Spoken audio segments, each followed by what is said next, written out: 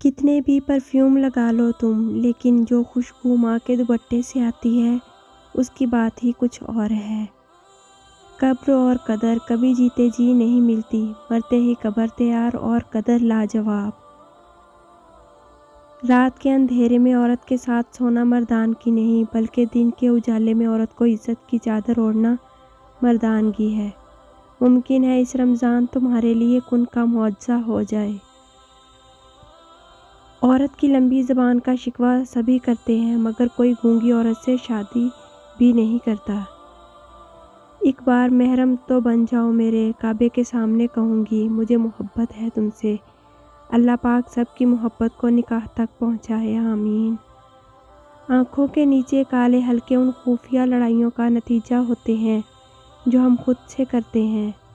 میرے جذبات مرے نہیں ہیں، مار دیے گئے ہیں، کبھی لفظوں، کبھی لہجوں تو رویوں سے، اور اب جب میں نے صبر کی آیت حفظ کر لی ہے تو دنیا کہتی ہے کہ تم تو بڑے بے حس ہو۔ فاطمہ کے واسطے اٹھتے تھے رسول اللہ صلی اللہ علیہ وآلہ وسلم۔ محترم اس لیے کہلاتی ہیں بیٹیاں۔ تھک گئے ہو، دیکھو پریشان مت ہونا، وہ اپنے بندے کو مسلسل تکلیف میں نہیں رکھتا، راحتیں جلد نصیب ہوں گی انشاءاللہ۔ دنیا کی سب سے خوش نصیب عورت وہ ہے جس کے پاس ایک مخلص مرد ہے۔ جس عورت کو ماں باپ کی عزت کی فکر ہو وہ محبت تو کیا بادشاہت بھی ٹھکرا دیتی ہے۔ جب آزمائش سخت لگنے لگے تو یاد رکھنا اللہ برداشت سے زیادہ آزمائش نہیں ڈالتا اپنے بندوں پر۔ جانتے ہو نکاح کیا ہے؟ جو باپ اپنی گڑیا کو اسکول تک اکیلے جانے نہیں دیتا تھا، وہ باپ عمر بھر کے لیے بیٹی کو اجنبی کے ساتھ اکیلا بھیج دیتا ہے۔ دعائیں تو اس چیز کو بھی تم تک کھینچ لاتی ہیں جو تمہارے نصیب کا حصہ نہیں ہوتی۔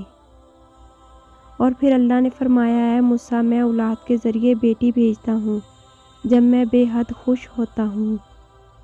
ان اللہ مع الصابرین، بے شک اللہ صبر کرنے والوں کے ساتھ ہے۔ مجھے پکارو میں تمہاری دعائیں قبول کروں گا۔ اب اللہ تمہارے لیے کن لکھ رہا ہے، اب تم کو صبر کا انعام ملے گا۔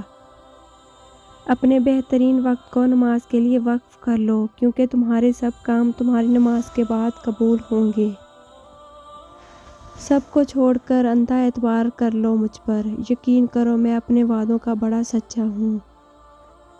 بیٹی کی ذات اگر مقدس نہ ہوتی تو حضرت محمد صلی اللہ علیہ وآلہ وسلم کی اولاد کا سلسلہ بیٹی سے شروع نہ ہوتا۔ گھر میں چاہے 10 کمرے ہوں، لیکن سب سے زیادہ رش اس کمرے میں ہوتا ہے جس میں ماں ہوتی ہے، اور بے شک اللہ کا ساتھ سب سے بہترین ساتھ ہے۔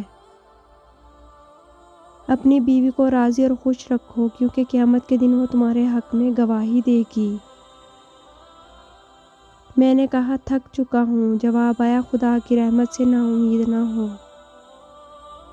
شوہر اگر گھر سے دور ہو تو لوگوں سے بھرا ہوا گھر بھی عورت کو ویران اور خالی سا لگتا ہے۔ باپ کے بعد شوہر اللہ کی جانب سے عورت کے لیے چنا گیا مضبوط ترین سہارا ہے۔ جب شوہر اپنی بیوی کو پیار سے مناتا ہے تو اللہ پاک کو اس کی یہ ادا بہت پسند آتی ہے۔ بیوی جب اپنے مسائل شوہر کو بتاتی ہے تو اس کا یہ مطلب نہیں ہوتا وہ شکایت کر رہی ہے، بلکہ وہ آپ پر اعتماد کرتی ہے۔ صرف 2 لوگ مقدر والے ہوتے ہیں، ایک وہ جنہیں وفادار دوست ملتا ہے، اور دوسرا وہ جن کے پاس ماں کی دعائیں ہوتی ہیں۔ ہر انسان اپنی زبان کے پیچھے چھپا ہوا ہے، اگر اسے سمجھنا ہے تو اسے بولنے دو۔ زندگی کے ہر موڑ پہ صلح کرنا سیکھو، کیونکہ جھکتا وہی ہے جس میں جان ہوتی ہے، اکڑنا تو مردے کی پہچان ہوتی ہے۔ جب تم کسی کو اکیلا دیکھو تو سمجھ جاؤ کہ وہ ایک سچا انسان ہے، کیونکہ بھیڑ ہمیشہ منافق کے ساتھ ہوتی ہے۔